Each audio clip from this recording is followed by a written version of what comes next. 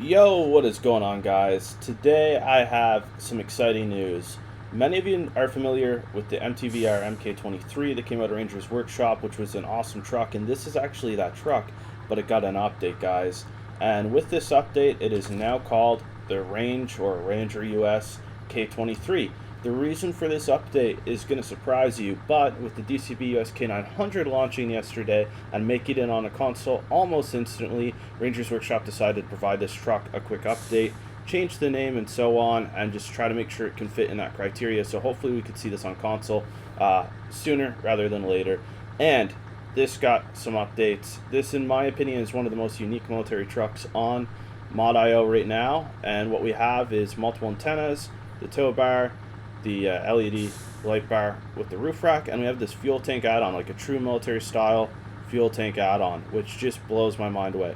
So we're going to take this through the torture test and around. You know what we're going to do. This is going to be a full release reveal, and this is available now on PC. Hopefully within a few hours or a couple days we will see this on console, guys.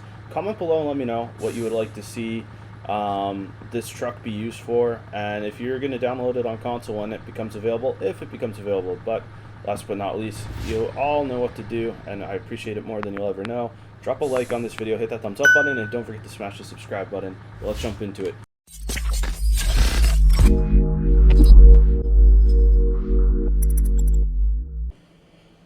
Alright, time to check out the Range US K23. This was previously known as MTVR MK23. With the launch of the DCB US-K900 and getting approved on console, Rangers Workshop decided that they would change the name and give this a quick update, basically. So we're going to check it out. So we have one engine, the K23 C12. Gearbox, we have the K23 HD 4070p or the K23 4070p off-road mode. So we're going to choose off-road version. We can have independent or active suspension. So we're going to choose active suspension. For tires, we have some more great tires out of Rangers Workshop.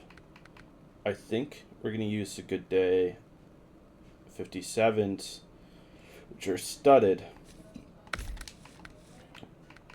Twin motor heavy, diff locks engageable. We're going to put the K23 snorkel on. Frame add-ons, we have the dump body that has two spare wheels. Dump body, standard cargo, 2 cargo slot, maintainer, flatbed, which is super nice, and we also have the fuel tank add-on. And I think the fuel tank makes this really cool, so we're going to add the fuel tank add-on with 2100 liters of fuel. LED lights cab, LED bar. Take that roof rack, actually. Front bumper, we have custom bumper 1, stock bumper, custom bumper 2, and the tow bar. I honestly love the tow bar, so we're going to add that. We got an antenna, multiple antennas actually, rotating beacons, flashing beacon, and jerry cans. Let's go with the rotating beacons, actually. Exhaust, we got the K23 standard exhaust with cover. We have the custom exhaust side, the K23 standard exhaust. I think what we're going to keep is the custom exhaust side. MTVR default rim. We got 3 awesome paint jobs here, and for this one we're going to use, I think we're actually going to use the white camo, and we're going to pull this out. Alright, so everyone knows lighting is huge for me, so I want to take a look at the lighting that this truck offers.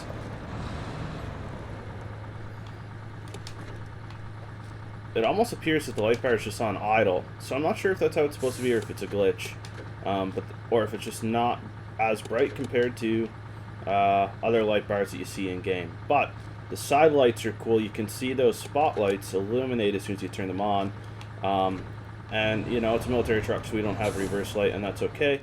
Now let's hit the afternoon and let's hit the torture test. This truck actually has rotating beacons, which I think is cool. And in true military fashion, we do have the military interior, but look how refined and finished this military interior is. This is quite incredible. I'm honestly shocked how detailed and etched the interior is, the dashboard and everything. You know, yeah, it's a military truck, but they didn't compromise with the interior on this one, guys. Even the caution sticker there, like it just all matches up perfectly, and you love to see it. So we do have the studded tires on, 57-inch. We do have active suspension, so let's actually check out the active suspension here. Change suspension mode. Let's see what difference this makes. Quite a bit of difference, and I think, you know, having this active suspension option is good, and I'm gonna tell you why real quick. Is that if you end up in a situation where you're like, oh, I wish I had a little more ground clearance to maneuver through the mud or whatever you're facing off against, well, one click of a button and now you have that, you know. So I think that's huge, and I'm gonna get that sign stuck in this for the rest of the drive. Yep. Did I just glitch that sign in here the whole time?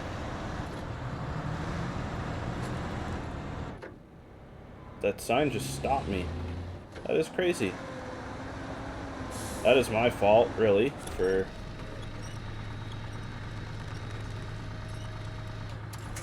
Okay, that's nothing a quick recover can't fix. We'll make up for lost time. Note to self, when you have the tow bar front bumper on, make sure you do not run over any signs. But yeah, having that active suspension just gives you that versatility. Now, if you're hauling cargo or you're on the road, you're going to want it lighter, or if you're on some uneven terrain, you're going to want it a little bit lower so that you're not so top heavy, and the risk of rolling over or tipping over is just nothing crazy. I got the worst luck. Okay, well, yeah, I don't know what it is today. My driving abilities are not the best, but we didn't make it that far. These studded tires do perform really well, though, I will say. And you know what, guys? I'm not even going to edit this out. This is going to be the unfiltered, unedited blooper edition. Enjoy watching me get a sign stuck in my bumper that literally stops my truck and sliding into the guardrail like a true Canadian.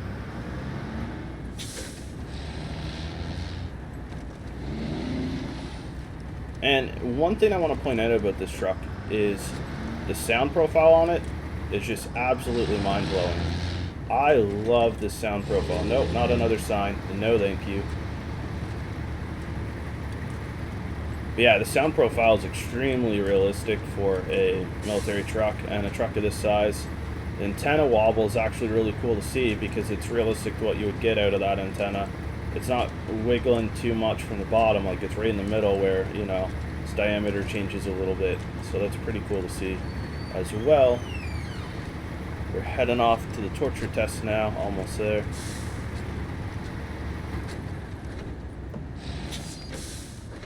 We might have to pop it in a low or low plus to get through this, we'll see. We do have an engageable diff lock on, so for testing purposes, I'm going to put in a low plus. I think low is something that you would put it into if you had to, sort of thing. I don't think it's necessarily what you would start out with. We seem to be pushing through. Okay. And just like the US-K900 did, it's not OP, but it's not underpowered either. It's kind of a really good balance in between.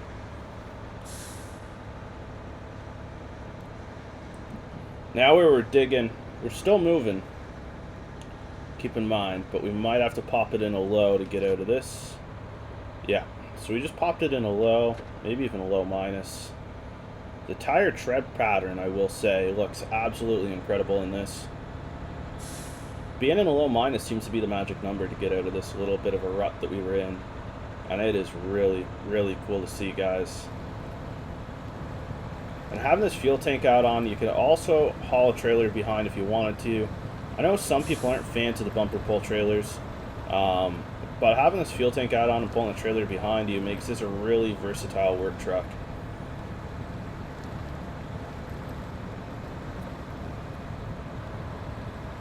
Absolutely love how, you know, balanced these engine sounds are as well. We're kind of climbing through now. Okay, it's not ready for low, but you gotta keep it in low minus. We seem to be climbing through now for the most part.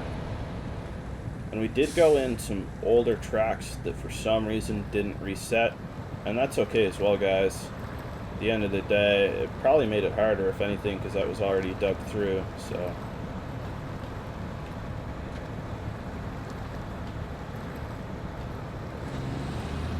Probably put it in a low now.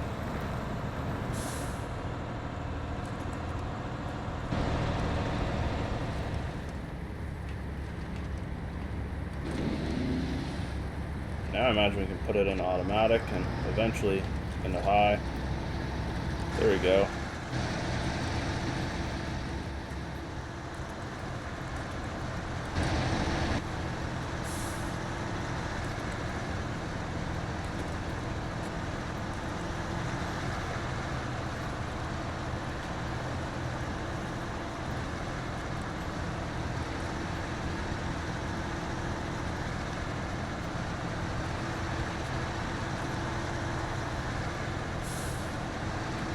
So now that the road is going to get just a little bit uneven, we're actually going to lower this so we're not as top heavy and likely to tip over.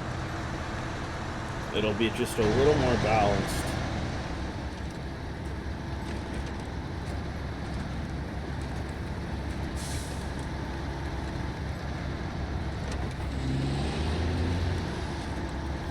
We'll see how it does here in the snow.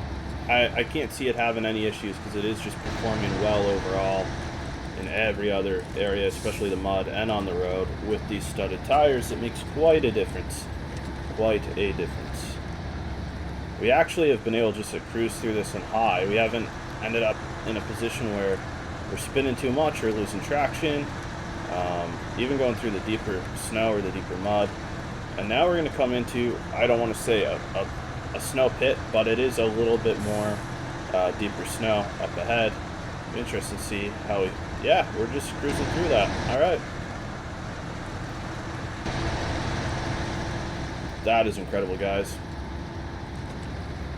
So we're going to continue on the trail and see how it maneuvers in tighter spots that we need to go through. But I'm just going to come out and say it, a solid 10 out of 10 again on this truck. This is another truck that I personally believe you absolutely need in your fleet.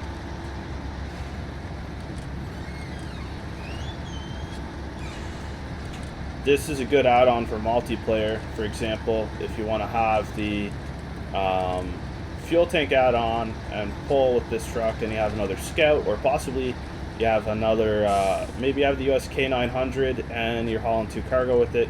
You have another trailer that you're using bumper pull and you have a Scout on. Then you got plenty of fuel for all the trucks. And you're still getting work done.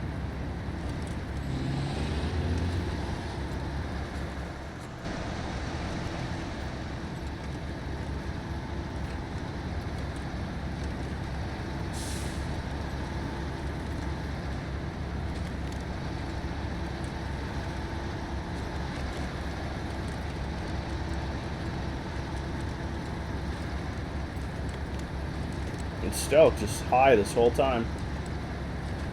Haven't needed to do anything else, which to me is quite amazing. I just stalled out there, but that was my own fault. We haven't had to put the diff lock on yet either, which is quite amazing as well, in my opinion.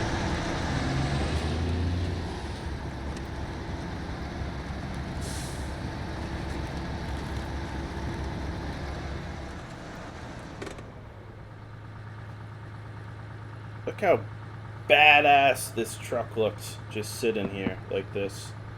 This is a pretty badass truck, and it is flying through this, guys, with no issues at all. I honestly believe this to be one of the most balanced trucks in the game that you can put a fuel add-on on top of and have plenty of get up and go. And honestly, I'd love to see this pull a trailer. Obviously, this kind of trail isn't really where you want to pull a trailer. We learned that the hard way a couple of videos back, but nonetheless, this truck does perform how you would hope it would. And we're coming through the tighter spots in the trail as well, so it's going to be really interesting to see how it responds to the tight navigation that's going to be required here. I always wondered if that was a trail or if it's just an overlook. It's been really hard to distinguish the difference between the two. So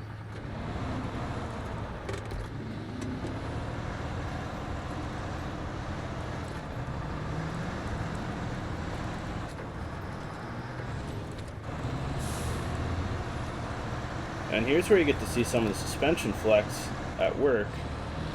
It's a good thing we got this tow bar in the front because it is the tree mower for right now. But it is maneuvering around this perfectly fine. Honestly, at a point that it's surprising me. I did not anticipate it to maneuver around that well.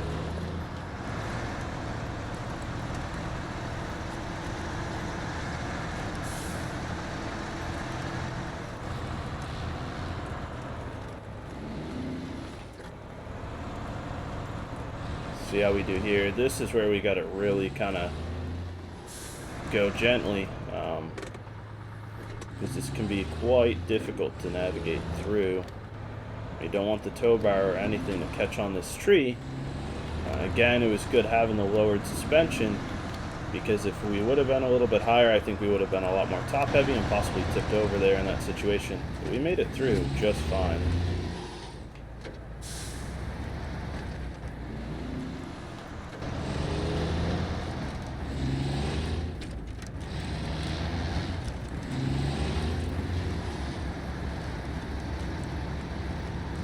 And, you know, for a truck this size, the turning radius is still pretty good. A lot better than you would kind of think that it could be or expect it to be. And now we're coming to the end, guys. I just want to close off and saying I absolutely love every vehicle that comes out of Ranger's Workshop. Hopefully we get to see this one on console, and to touch base on that, basically for a mod to make it on console, there's certain criteria they have to meet. Some of that criteria requires them not to have any resemblance at all of a real IRL vehicle. So these military trucks that Ranger has, including the DCP US-K900, and now this one, it's almost generic looking in a sense. So I think they have a huge potential, and changing the name on it alone, I think, is going to be the push that it needs. But I do want to let you guys know that the actual mod developers, like Deathcore Boy, Ranger, they don't have a say in whether these trucks make it or not. They can do things to increase their chances by, again, keeping the vehicles somewhat generic, but nonetheless, it is up to the SnowRunner developers on whether they want to see this in console or not, based on the testing and the criteria that need to be met. But as always, guys, smash that thumbs up, drop a sub, and we'll catch you with the next one.